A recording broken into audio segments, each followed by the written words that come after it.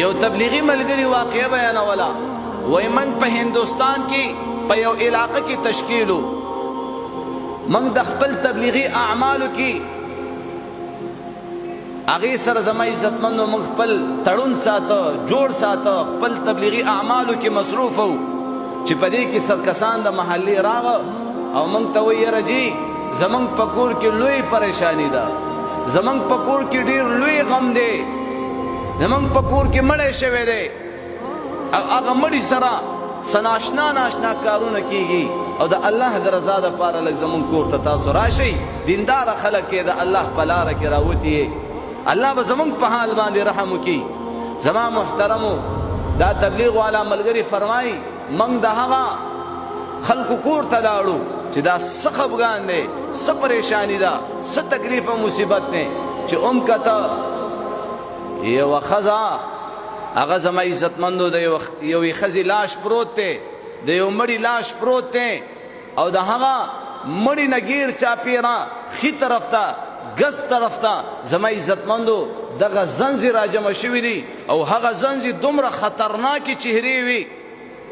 خولې واضح کړې وي زما عزتمندو د دنیا په ژوند کې الله پاک د عبرت په طور باندې کله نا کله داسې یو واقعه هغه زما عزتمندو مخې ته راولي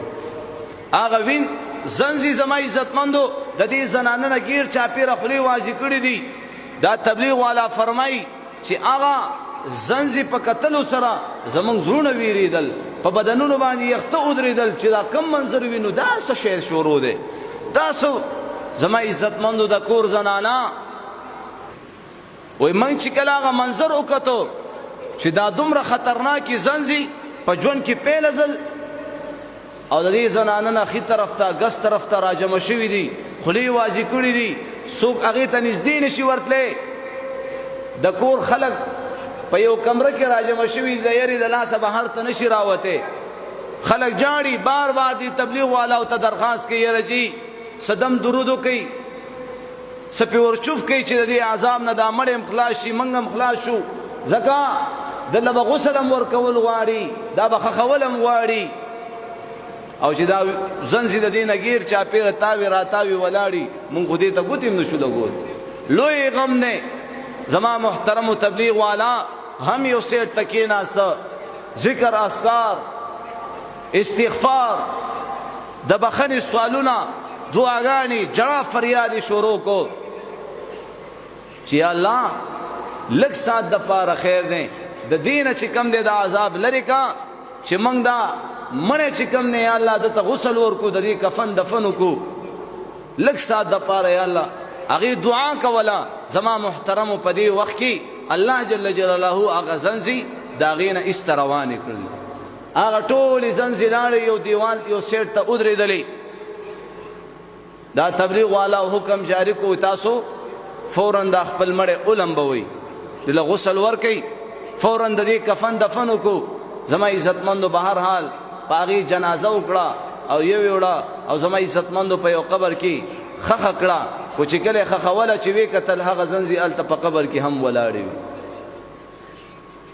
خو زما عزتمندو هغه زنانه باندې خاورې په هغه مړي باندې خاورې ور واچولې او دا ملګري وی چې موږ راللو وی د دې زنانه په کور کې د دې کور والاو نه م تپوس وکړو چې دې مړي څه داسې اعمال کول چې دې ته په دنیا په دې زندګۍ کې دومره عبرتناکه سزا الله پاک ورکړه څه داسې عمل د کولو زما عزتمندو مورې را مخکې شوله وی دا ډرامې ته ناسته وه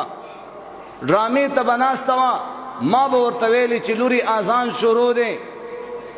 په دې ډرامه کې یوه ګانه به راتله چې زما د دې لور هغه ګانه ډېره خوښه وه هغه ګانې ډېره خوښه وه نو زما عزتمندو ما ورته ویلې چې لورې اذان شروع دی او دا ډرامه بنده کا دا د ګانې آواز ختم کا ګناه د الله خفه کېږي وی لور راته وایي چې مورې اذانونه خو هر کله یو دا پروګرام کله نا کله اذانونه خو هر کله او دا اذان کله کله وی ما تخکاری کېدی شي په دې خبره باندې زما دې لور ته دومره سخت عذاب ورکړلی شو و هغه اوس الله عالم دی چې په قبر کې به ورسره څه شروع وي